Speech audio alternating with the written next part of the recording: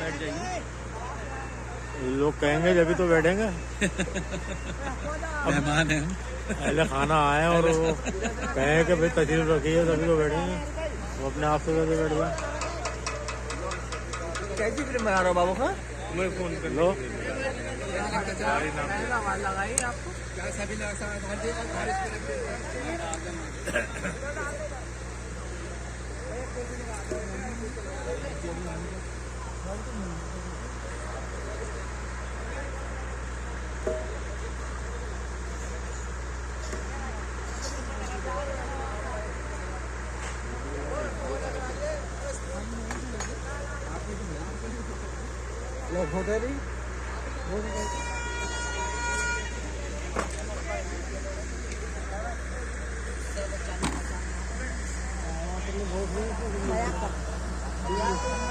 मजाक तो ऐसे करेगा।